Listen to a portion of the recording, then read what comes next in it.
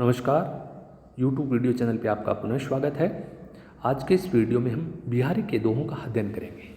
बिहारी का एकमात्र ग्रंथ है बिहारी सतसई, जिसका पहला दोहा है, मेरी बहु बाधा हरो राधा नागरी सोई, जहाँ तन की जहीं परे श्यामु हरित दूती होई।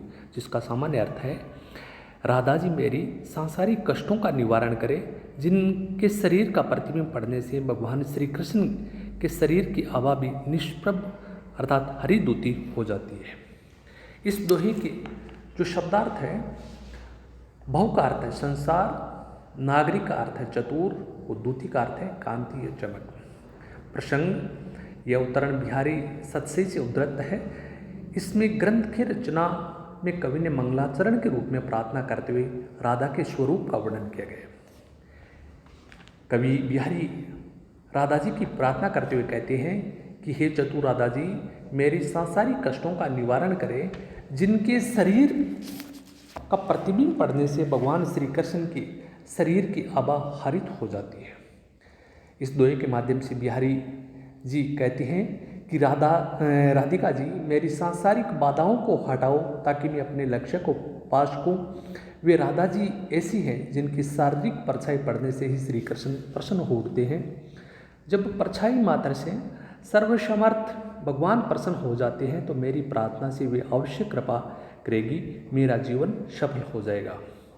बिहारी जी, राधा जी मेरे सांसारिक कष्टों को दूर करें, जिनका ध्यान करने मात्र से समस्त प्रकार के दुख एवं पाप सुख और पुण्य में बदल जाते हैं। इसी प्रकार बिहारी ने इस दोहे के माध्यम से कहा है कि सुनहरे रंग के साथ श्याम रंग के मिश्रण से हरा रंग बनता है। इसी प्रकार राधा की शारीरिक कांति से सांवले रंग के श्री कृष्ण प्रसन्न हो जाते हैं। इसलिए वे राधा जी मेरी बाधाओं को अपने प्रतिबिंब मात्र से दूर करें। इस दोहे में जो विशेष बात है वो है कि बिहारी पर राधा वल्लभ संप्रदाय का प्रभाव दिखाई देता है। इसी कारण उन्होंने सर्वप्रथम राधा की उपासना का संकेत किया है। बिहारी सतसई के अधिकांश दोहे नायक नायिका प्रधान है। अंततः मंगलाचरण में राधा और कृष्ण के युगल स्वरूप का उल्लेख भी किया गया है। दूसरा, इस दोहे में सलेश, काव्यलिंग और रूपकातिशोक्ति अलंकार का सुंदर प्रयोग कवि ने किया गया है। बिहारी सतसई का दूसरा दोहा है, अजो तरियोना ही रहो श्रुति सेवक एक रंग, नाक बास बेसरी ला बसी मुक्तन के संग। सामान्य अर्थ है कि तरियोना नाम के कान के आभूषण की हीनता तथा नाक के आभूषण बेसर के महत्व को प्रतिपादित करते हुए कवि कहता है कि एक ही ढंग से कान में लटकते हुए अथवा एक ही प्रकार कानों का सेवन करते हुए तरियोना नाम का आभूषण तरियोना ही रहा, अर्थात वह तर नहीं पाया, उसके शरीर के मुख्य स्थान की शोभा बनने का अवसर नहीं मिला। जबकि मोतियों का संग पाने के कारण खच्चर के पर्यायवाची वाले बेसर नाम के आभूषण को नासिका अर्थात शरीर के उच्च स्थान को शोभित होने का अवसर प्राप्त हुआ। इस दोहे के जो कठिन शब्दार्थ है, अजो का अर्थ है अब तक, श्रुति शब्द के दो अर्थ है, कान भी है और वेद भी है। नाक शब्द के भी दो अर्थ है, नाक भी है और सर्वट भी है। मुक्तन के भी दो अर्थ है, मुक्तन का अर्थ मोतियों के लिए और दूसरा मुक्त तपस्वियों के लिए यह किया गया है। प्रसंग देखते हैं। सबसे पहले प्रस्तुत दोहे में कविवर बिहारी ने भगवान की भक्ति की अनन्यता पर बल दिया है और बाहरी ढोंग से बचने या बाहरी ढोंग पर कवि ने व्यंग्य किया है। कवि बिहारी कहते हैं, तरियोना को संबोधित करते हुए कहते हैं कि हे कर्णाभूषण, तू भगवान के कानों की सेवा करता रहा, फिर भी तू अब तक तरियोना का मतलब निकृष्ट संसारी बना रहा, अर्थात तूने भगवान के कानों की सेवा की तो भी तेरा उद्धार नहीं हुआ। जबकि मोतियों के साथ रहने वाली बेशर नाक का आभूषण नाक रूपी श्रेष्ठ स्थान को प्राप्त कर लेती है। नाक वैसे भी शरीर का श्रेष्ठ स्थान है और दूसरा नाक अर्थ है स्वर्ग। दोहे का श्रेष्ठार्थ देखते हैं कि कोई सगुण उपासक किसी वैदिक भक्त का उपास करता है, वो उसे कहता है कि अब तक तुमने श्रुति का अर्थ है वेदों का अध्ययन किया है, इस कारण तुम अब तक तरियोना बने रहे। तरियोना मतलब संसारी व्यक्ति बने, संसार से उद्धार नहीं हुआ, भवसागर से पार नहीं हुए और तुम्हारे अध्ययन से तुम्हें क्या लाभ मिला। जिन लोगों ने, दूसरी ओर कहते हैं कि जिन लोगों ने मुक्त तपस्वियों के साथ रहकर भक्ति की, उन्हें नागवास अर्थात स्वर्ग का निवास मिल गया। इस दोहे में जो विशेष बात है, नाक की अपेक्षा कान का स्थान ऊंचा होता है।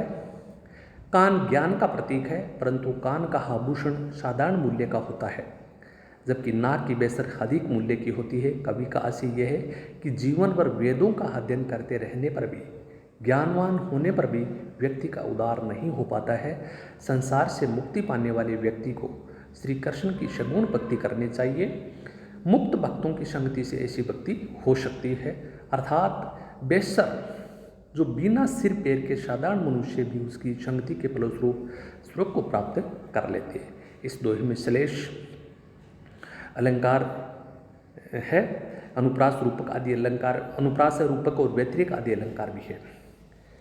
बिहारी सत्सई का जो तीसरा दोहा है, या बिहारी का तीसरा दोहा है, जम करी मुँह तर हरि पयो यही दरारी चितलाऊं, विषय तृष्णा परिहरी अजो नर हरि के गुण गाऊं। सामान्य अर्थ है, कवि कहता है कि तू विचार करके देख कि तू यम रूपी हाथी के मुंह के नीचे पड़ा है, तो इस निश्चय पर चित लगा, और यदि तू अपना कल्याण चाहता है तो अभी भी समय है, तू विषय रूपी तृष्णा को छोड़कर नरहरि के गुणों का ज्ञान कर। इस दोहे में कठिन शब्दार्थ, जम का अर्थ है यम, करी शब्द का अर्थ है हाथी, तरहरि का अर्थ है नीचे, और नरहरि शब्द के दो अर्थ है, नरसिंह भगवान और नरहरि दास। प्रसंग, इस दोहे में कवि बिहारी मनुष्य को सभी सांसारिक विषयों को छोड़कर प्रभु की शरण जाने की प्रेरणा दे रहे हैं। कवि बिहारी अपने मन को समझाते हुए कह रहे हैं कि तुम यम रूपी हाथी के मुंह के नीचे पड़ा हुआ है, अतः अब भी अपने मन में दृढ़तापूर्वक भगवान का ध्यान कर ले।